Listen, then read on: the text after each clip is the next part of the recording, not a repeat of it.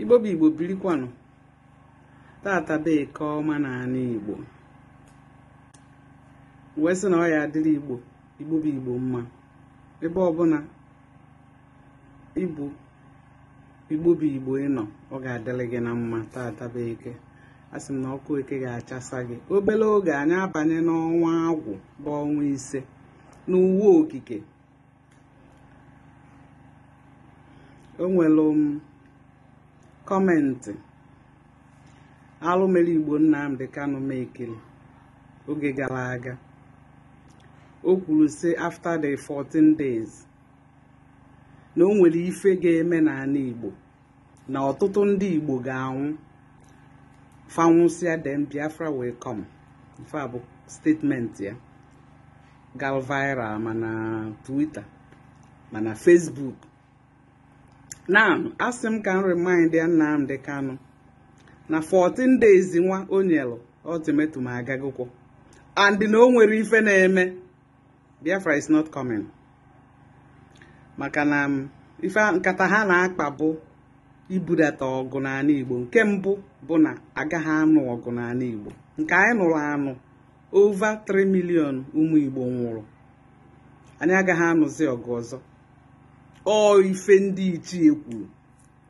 Yotago Nnamdi Kanu enwe ego enyere ha ga-eje na ha ego, maka na nkata unu na-akpa ọ gaghị adaba. Mana random killing na ị na-egbu ụmụ Igbo ọ gwụchaghị ihe ị ga-emeni.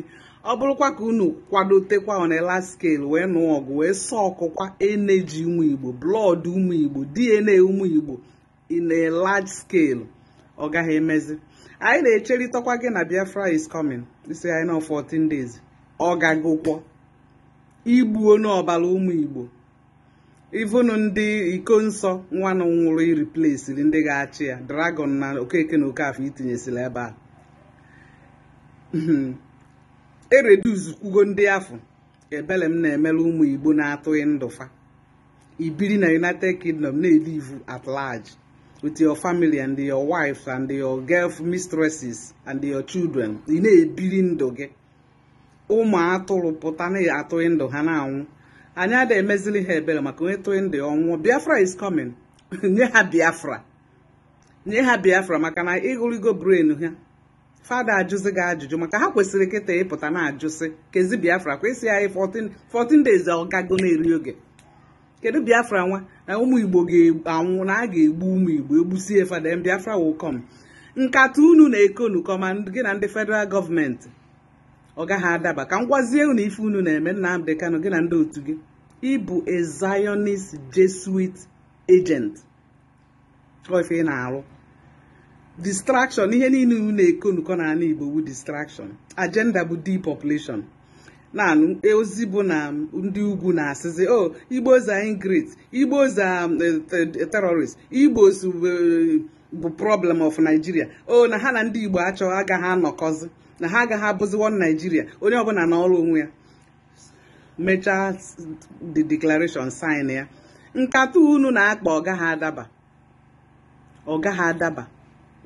Akwa ifuru onwere ọka ndị mbụ na ndị egede kwe ka ewelu afa atụrụ political name Biafra wee replace afa ha. Ọ gaghị eme n'anyanwụ. Unu tara ya isi unu aba ya. Ma gị bụ alụ mere Igbo Nnamdi Kanu ma keme ihe ọ na-aza ma Buhari. Ewelu o nwere ofu nwanne m nwoke sị na ihe dị n'Igbo na unu aghara emeni ya. Ị gaghị emeni ihe dị n'Igbo, nwa bekee okwero ha mee. Iri ha wakporo ụwa na-agba mbọ ime ife dị n'Igbo okwenuru ha eme. Ị gaghị emeni ya. Nke Buhari ya eji mme ya ekwu ihe dị n'Igbo. Igbo bụ nnukwute mmụọ kajara akaja. Andị mmụọ Igbo afọ ebinigo. Onwe ha ebe unu dizi ajụ eje. Moto gị ịbanyere moto bu aja and ọ bịalụ late. Nnamdi Kanu ozi a na-ejelu gị. Ndị otu gị onye nweta ya mee ka o luo gị aka ka ị gee ya.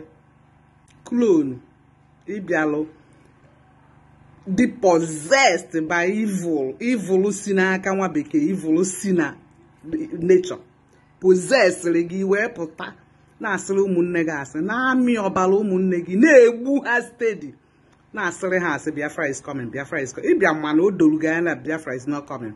onwero ka ndị mbụ na ndị egede kwe ka maka Biafra adịrọ na mmụọ.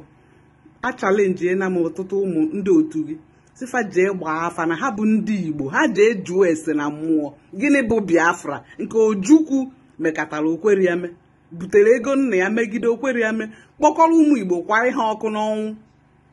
Gị nwa bụzi rakta Ojukwu ka butere ego ya na o nwere onye ọ na-ala kọbụ ya.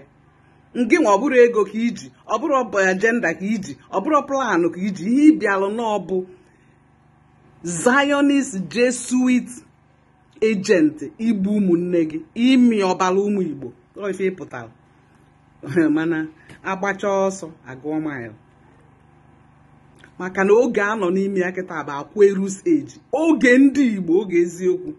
Ka anyị mara ebe iji azụ eje.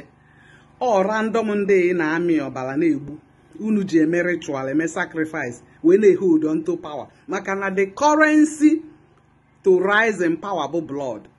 Ọsọ ife ị ga-eme na ọ bụ ma ibudatakwa ọgụ n'ala Igbo gị na ndị otu gị ọ gaghị eme. Nwanne ọ gaghị emezi. Ya asịkwa m ka m remind ya gị na 14 days automatic n'ime. Maka ọ bụ na ndị otu gị ka o nwere ụbụrụ ka fọ ha n'isi, ha ajụba ajụjụ sị akwa 14 days agago. Egbuona n'ụmụ Igbo nwasị anyị na a ga-egbu ka ezi Biafra. Ọ ndị mmadụ jenụọ. Anyway, achọrọ m ịga side ya maka na ihe nghọtakwa a na-eme kịta bụ ịpụta hijack ife people na-eme. Ndị nwasị na ha na-eme hijack ya ha wee na-analụ glory. Maka onye oshi ka ịbụ, onye oshi criminal, onye oshi ka ịbụ. Mana ụgbọ bịalụ late ebe ị jụrụ sị na ị gaghị akwụsị. Maka ndị na-alụrụ ọrụ this Zionist Jesuit a, ịmaalụ na second son na-achụọ na ha ọsọ na ha nọzi n'okpuru anyanwụ a. Bill Gates na ụmụnne ya fancha agbasịsị ya na ịmaalụ. Ị bụrụ atụrụ ịnọrụzi ya na-etiri ha mkpu na-amịrị ha ọbara. And ịmarọ the timeline anọ n'ime ya. Iche na business as usual mgbe egbuwasịrị onye ọbụla isi Jizọs na Biafra. Na-agwa gị na ndị mbụ na ndị egede, ndị ichie abịago ụwa. Maka ụjọ adịrọ unu dị possessed by this evil spirit si na nature. Ọnya melụ na ụjọ adịọzi unu n'anya, obi abịanara emegharị unu. Ịbịa mana mission unu pụta bụ a failed one. Maka na ndị ọzọ gị na ha ndị otu gị ndị kpọpụta aga ha ncha agba n'ọsọ. Agbasịsị gị ọsọ, second son na-achụ ha ncha agbasịsị gị ọzọ. Ngị nwa kwechiri n'ọlụ. Mana anyị ga-afụ ka ọ esi ya ebe mission ịpụtara. Akwa history na-eple onwe ya. Nke a bụkwa ka edebe ya ede n'akwụkwọ na anyị nwa bụzi history a na-agụwa ya agụ. Maka anyị nọ to tell this story. Oge agakwugo mgbe nwe onye ọcha BBC na CNN ndị propaganda machine na-ebu propaganda. O nwego nke ha plant n'ala Igbo, BBC Igbo. Mana anyị na ha ga-akwatụ maka kịta abụrụzi business as usual. Ifefa na ebe ahụ bụ aplantịrị ha, Britain plant ha spy ka ha na-agada mmalụ ife a na-eme n'ala Igbo. Mana na-remind kwa ha na mmụọ Igbo ebinigo. Mmụọ dị n'Igbo, Igbo bụ mmụọ kajara akaja, ndị mmụọ Igbo ebinigo. Onweghịzi ebe unu ji azụ eje. Ndị Amerịka ha agbasịa n'ọsọ. Ndị alụlụ anị na ebe a, ma ha ma ndị Britain ma ndị EU, ndị ọcha ma ndị Israel, this monster enwelu n'ụwa.